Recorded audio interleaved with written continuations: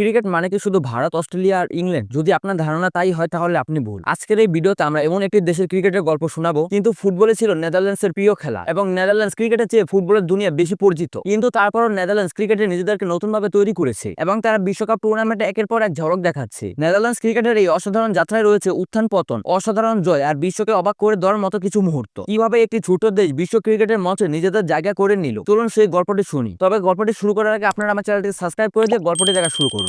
নেদারল্যান্ডসের ক্রিকেট ইতিহাস বেশ পুরনো, যা অনেকের কাছেই অজানা। 1800 শতকের শেষ দিকে, বিশেষ করে 1780 এর দশকে ব্রিটিশ সৈনিকদের মাধ্যমে নেদারল্যান্ডসের ক্রিকেটের আগমন ঘটে। সেই সময় ডাচরা এই খেলাটির সাথে খুব একটা পরিচিতি ছিল না, কিন্তু ধীরে ধীরে ব্রিটিশদের প্রভাবে খেলাটি স্থানীয়দের মাঝেও ছড়িয়ে পড়তে শুরু করে। 1800 এর দশকের দিকে ক্রিকেট নেদারল্যান্ডসের একটি আনুষ্ঠানিক রূপ নিতে শুরু করে। 1881 সালে নেদারল্যান্ডসের প্রথম জাতীয় ক্রিকেট দল তাদের প্রথম ম্যাচ খেলে। এটি ছিল ডাচ ক্রিকেটের যাত্রার এক গুরুত্বপূর্ণ মাইলফলক। এরপর 1990 সালে গঠিত হয় ডাচ ক্রিকেট ইউনিয়ন, যা দেশের ক্রিকেটের প্রশাসনিক কার্যক্রম পরিচালনার দায়িত্ব নেয়। এই ইউনিয়ন গঠনের ফলে নেদারল্যান্ডসের ক্রিকেটের প্রসার আরো গতি পায়। 19 শতকের শেষ দিকে নেদারল্যান্ডস তাদের প্রথম টেস্ট ক্রিকেটের কাজ প্রমাকে বিশ্ব ক্রিকেটের সামনে তুলে ধরে। যদিও তিনি সেই সময় টেস্ট ক্রিকেটের কোনো আনুষ্ঠানিক অংশ ছিলেন না, তবুও তার পারফরম্যান্স ডাচদের জন্য এক অনুপ্রেরণা ছিল। বিংশ শতাব্দীর প্রথম দিক ছিল ডাচ ক্রিকেটের জন্য এক উজ্জ্বল সময়। 1930 এর দশকে অনেকেই ডাচ ক্রিকেটের সোনালী যুগ হিসেবে অভিহিত করেন। এই সময় খেলাটি ব্যাপক জনপ্রিয়তা লাভ করে। শুধু তাই নয়, 1932 সালে প্রথম মহিলা ক্রিকেট লীগও গঠিত হয়, যা নারীদের ক্রিকেটে অংশগ্রহণের জন্য প্রশস্ত করে। এটি ছিল ডাচ ক্রিকেটে প্রগতিশীল মানসিকতার এক বড় প্রমাণ। কিন্তু দ্বিতীয় বিশ্বযুদ্ধ সবকিছুকে থামিয়ে দেয়। যুদ্ধের ভয়াবহতা এবং সংকটময় পরিস্থিতিতে ক্রিকেট খেলা প্রায় বন্ধই হয়ে যায়। যুদ্ধ পরবর্তী সময় ডাচ ক্রিকেটকে আবার নতুন করে শুরু করা হয়। 1960 এর দশকে এসে ডাচরা ক্রিকেটে আবারও নিজেদের অস্তিত্ব জানান দেয়। 1964 সালে তারা প্রথমবারের মতো শক্তিশালী অস্ট্রেলিয়া দলকে পরাজিত করে, যা ছিল একটি অভাবনীয় সাফল্য।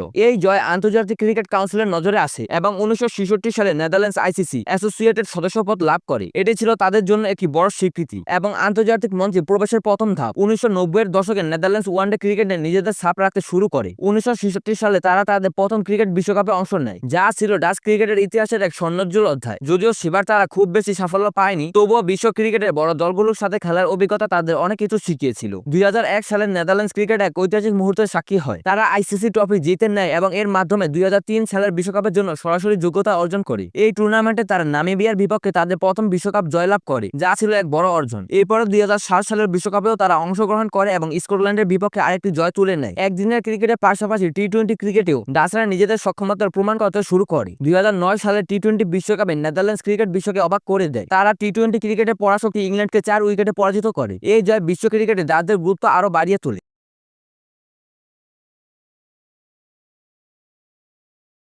এরপর 2014 সালে টি-20 বিশ্বকাপেও তারা ইংল্যান্ডকে আবারও একবার পরাজিত করে, যা প্রমাণ করে যে 2009 সালের জয় কোনো কাকতালীয় ঘটনা ছিল না। টি-20 ক্রিকেটের মতো দ্রুতগতির ফরম্যাটে ডাচরা যে কোনো বড় দলকে হারিয়ে দিতে পারে, তা বারবারই প্রমাণ করে এসেছে। সবচেয়ে বড় চমক ছিল 2022 সালে টি-20 বিশ্বকাপে নেদারল্যান্ড শুধু টুর্নামেন্টে অংশই নেয়নি, বরং তারা সুপার 12-এ জায়গা করে নেয়, যেখানে তারা দক্ষিণ আফ্রিকা সহ আরো দুটি বড় দলকে হারায়, যা তাদের সক্ষমতা চূড়ান্ত প্রমাণ ছিল। এই জয়গুলো ছিল নেদারল্যান্ডসের জন্য এক অনন্য অভিজ্ঞতা, যা তাদের আত্মবিশ্বাসকে অনেক বাড়িয়ে তোলে। নেদারল্যান্ডস ক্রিকেটের সবচেয়ে সাম্প্রতিক সাফল্য আসে 2023 সালের ক্রিকেট বিশ্বকাপে, যেখানে তারা যোগ্যতা অর্জন করে রানার্স আপ হিসেবে। মূল টুর্নামেন্টে তারা আরো একবার নিজেদের ক্ষমতা প্রমাণ করে। তারা শক্তিশালী দক্ষিণ আফ্রিকা এবং বাংলাদেশের বিপক্ষে দুটি ম্যাচ জয়লাভ করে। এই জয়গুলো শুধু ম্যাচ জয় ছিল না, বরং তা ছিল নেদারল্যান্ডসের দৃঢ়তা এবং হার না মানা মানসিকতার প্রতিফলন। নেদারল্যান্ডস এখন এক নতুন প্রজন্মের ক্রিকেটারদের নিয়ে গঠিত, যারা তরুণ এবং প্রতিভাবান। বাস ডি লিডের মতো তরুণ খেলোয়াড়দের নেতৃত্বে ডাচ ক্রিকেট এক নতুন উজ্জ্বল ভবিষ্যতের দিকে এগিয়ে যাচ্ছে। তারা এখন আর শুধু অংশ নিতে নয়, বরং বড় দলগুলোকে চ্যালেঞ্জ জানাতে মাঠে নামে। তাদের এই উত্থান প্রমাণ করে যে ক্রিকেট শুধুমাত্র কয়েকটি দেশের খেলা নয়, বরং এটি একটি বৈশ্বিক খেলা, যেখানে যে কোনো দল নিজেদের চেষ্টা এবং প্রতিভা দিয়ে সফল হতে পারে। নেদারল্যান্ডস ক্রিকেটের এই অবিশ্বাস্য যাত্রা আমাদের শেখায় যে